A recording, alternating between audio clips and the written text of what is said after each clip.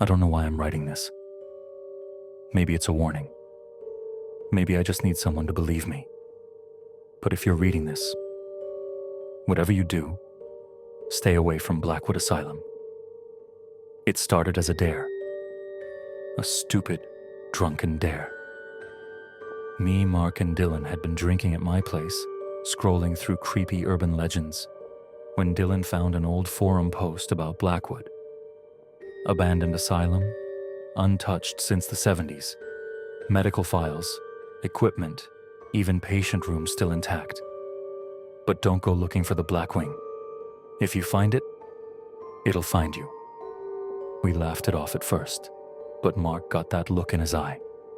The one he always got before doing something dumb. An hour later, we were piling into my car with flashlights, bolt cutters, and a crowbar, heading toward the place that would change my life forever. The drive was eerie. Blackwood sat on the edge of town, swallowed by the surrounding forest.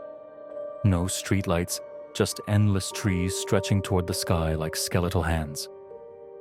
The air felt off, thick, like the night itself was watching us.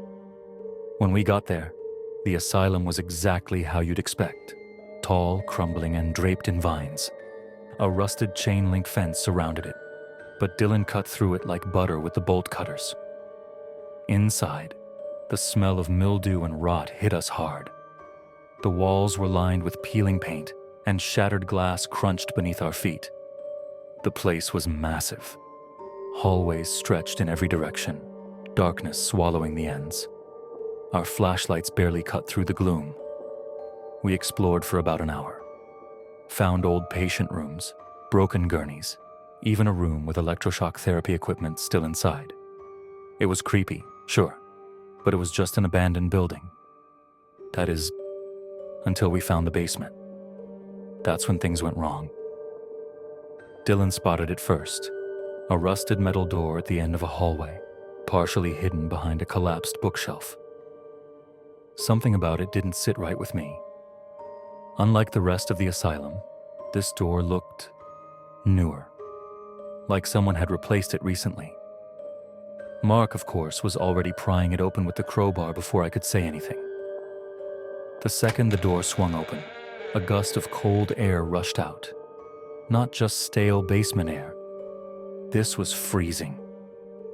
Our breath misted in front of us. The hallway beyond was different. The walls weren't crumbling. The floor tiles weren't cracked. Everything looked untouched, pristine.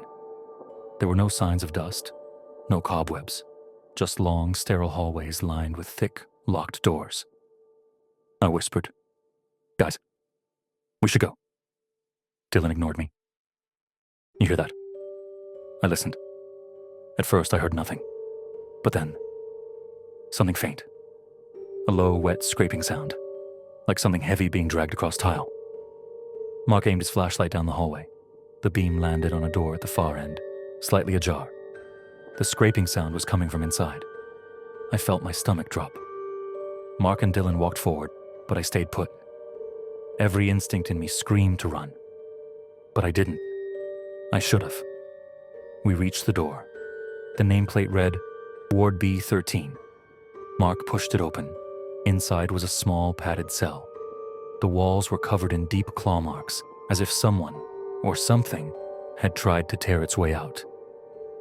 The bed was overturned, its metal frame bent like a pretzel. But that wasn't the worst part.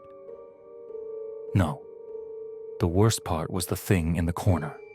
It sat facing the wall, hunched over, its breathing slow and ragged. Its skin was gray, stretched too tight over a skeletal frame. Long, twisted fingers twitched against the floor. It smelled like something old, like damp earth and rotting meat. Then, it moved.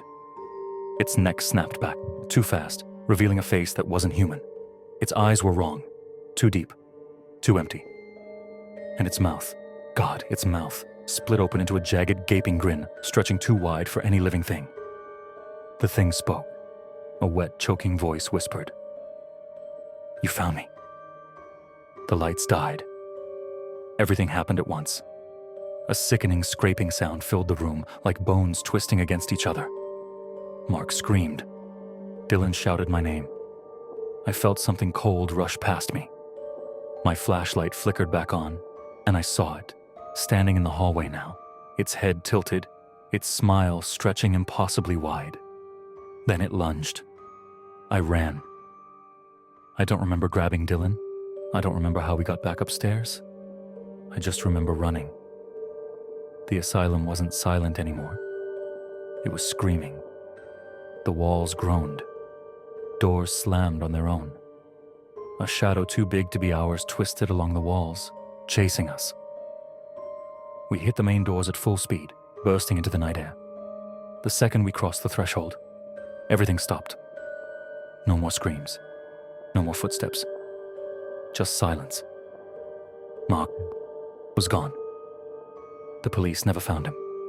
They searched the asylum for weeks. Nothing. No signs of struggle. No blood. It was like he had never been there at all. Dylan wouldn't talk about it. He moved out of town a week later. I haven't seen him since. As for me, I still dream about it. Standing at the foot of my bed, its smile stretched wide, whispering, "You found me."